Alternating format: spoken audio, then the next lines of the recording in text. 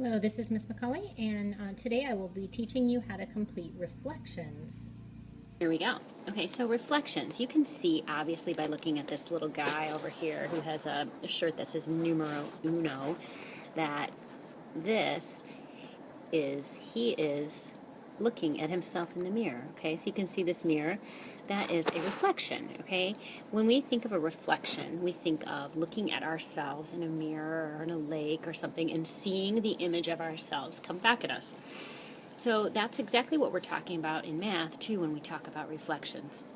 In order to understand reflections, we need to understand what symmetry means. Okay, so hopefully in your investigation step, you kind of figured out a little bit about symmetry. But what symmetry is when things look exactly the same when you fold them in half. Okay, so when I talk symmetry, I'm saying that figures, let me write this down for you. Figures that match exactly when they are folded in half.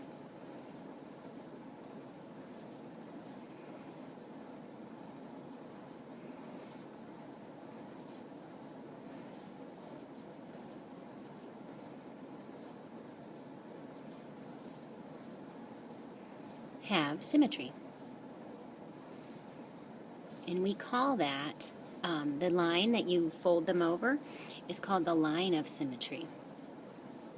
Okay, so I'm going to draw a little arrow here. I'm going to put an arrow in to point to the line of symmetry. Okay, so I'm going to put an arrow right here. Okay, that is our line of symmetry.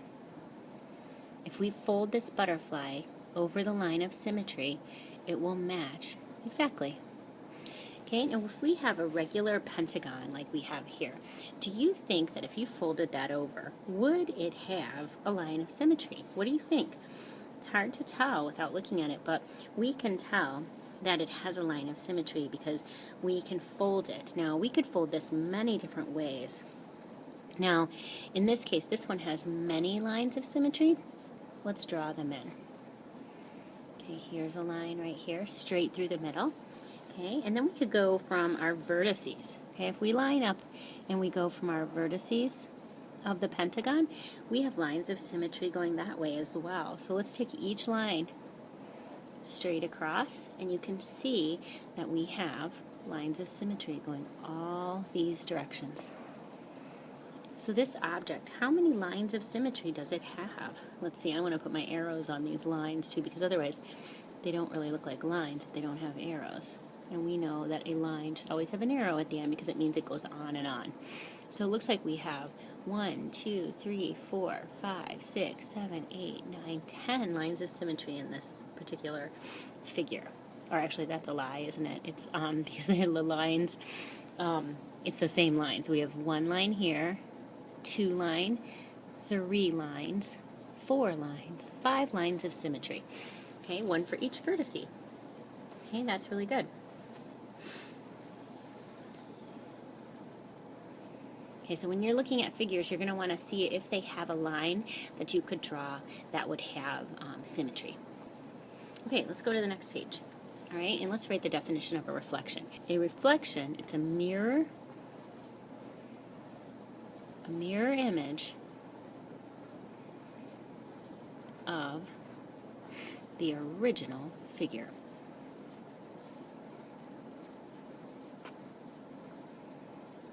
That's what it is. Okay. We use a line of reflection to be able to make a reflection. So let's take a look at this example that we have down here. We have triangle XYZ, and you can see XYZ. Okay, so right here, there's X, Y, X, Y, Z. Okay, and then down here you have X prime, Y prime, and Z prime. This triangle has been reflected over the x-axis. Okay, so I'm going to write here that this is the x-axis, okay, and this is our line of reflection. We have reflected our triangle over the x-axis. And let's look what happened to it. Here is the vertices of triangle XYZ. Okay, we have negative 2, 4. If you look here with me, okay, I'm going to try to point for you, or I'm going to try to point with the little finger. Okay, so here's negative 2, 4. Okay, let's go ahead and write that in just so you can see it. This is negative 2, 4. And y is at 5, 1, which is right here. Z is at 6, 2. Those are the original coordinates. Now let's look and see our distance from the x-axis. This one is 4 places from the x-axis. This one is 1 from the x-axis. And this one is 2. Okay, and that is the distance that you see. The y-coordinate is 4 units away. Okay, so let's see what happens when we reflect it. Let's go ahead and let's try to map these coordinates down here. Let's look at x prime. If we look at x prime, it looks like it's 1. Let me get my pointer out again. Okay, so let's go here. 1, 2, negative 2, and then 1, 2, 3, 4. Looks like it's negative 2, negative 4. So let's write that in up here. Negative 2, negative 4. I'm going to write it down here too so you can see it. Now let's look at y prime. Y prime looks like it is still at 5, but it's at negative 1 now. So let's write that in, 5, negative 1. And let's look at z prime. Z prime still looks like it's at the x-coordinate of 6, but our y-coordinate is negative 2. So this is 6, negative 2. What do you notice about this reflection if you were looking at the coordinates? What if you didn't have graph paper and you just wanted to know what the new coordinates were going to be of the reflection? What do you notice? I'm hoping that you're looking at these coordinates and you're seeing that, look, hey, the x-coordinate stays the same each time. Okay, but what about the y-coordinate? It was 4, now it's negative 4. It was 1, now it's negative 1. This one was 2, and now it's negative 2. That's really weird. What happened? It looks to me like every single y-coordinate stays the same. Okay, and every x-coordinate stayed the same, and every y-coordinate was multiplied by negative 1. All right, that's pretty cool. So let's go ahead and write a rule for that, because I think that's worth knowing. Okay, let me just make sure there's nothing. Okay, I'm going to go ahead and add another screen. Write a rule, okay? So when you reflect over the x-axis,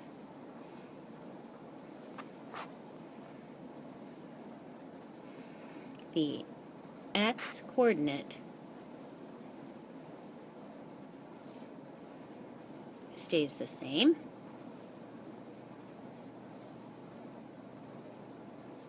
And y-coordinate is multiplied by negative 1.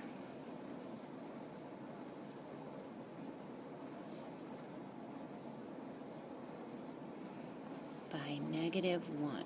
Okay, that is really important to know. Now, what do you think happens if we reflect over the x-axis? Okay, let's go ahead and write that down. I'm sorry, if you reflect over the y-axis. That's my mistake. Sorry about that. I don't want to confuse you. So let's go ahead and add another slide and talk about what happens when we reflect. When you reflect over the y-axis, the exact opposite happens. The x-coordinate multiplies by negative 1,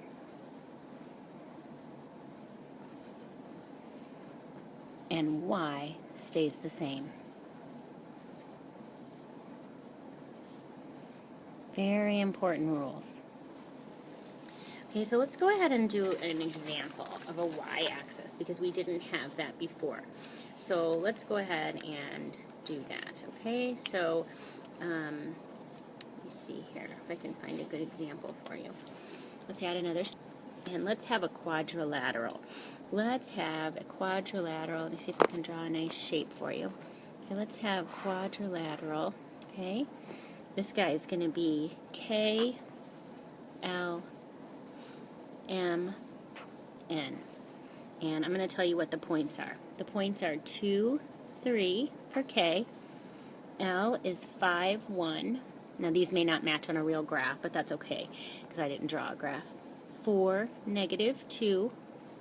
And N is 1, negative 1. Okay, now I want to reflect this over the y-axis. Reflect over y-axis. Okay, now using my rules, I know, let me write these down, K, L, M, N. Okay, now I know two things when I reflect over the y-axis. I know that my x-coordinate is going to stay the same, and my y-coordinate is going to stay the same. So let's go ahead and just write that in. Okay.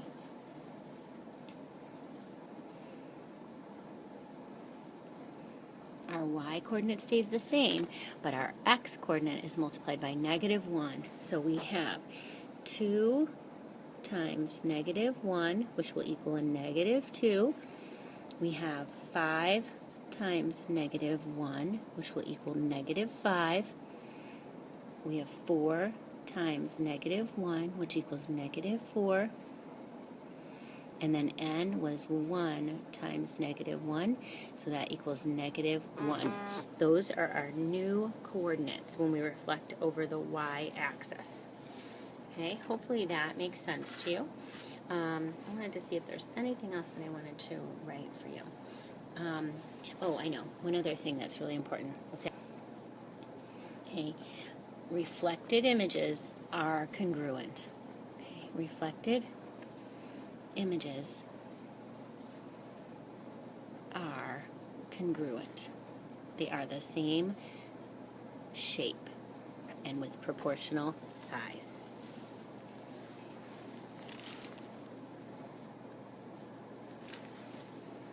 All right, I think that is about it. You have all the notes now. So I'm going to ask you to do your checkpoint or your practice and then your checkpoint. If this is confusing to you, please ask questions, but you can also try to do it on graph paper yourself and practice a little bit. Okay, but just remember the rules, okay? So I'm going to write this again. If we do x-axis, okay, and y-axis, when we reflect over the y-axis, our y-coordinate stays the same.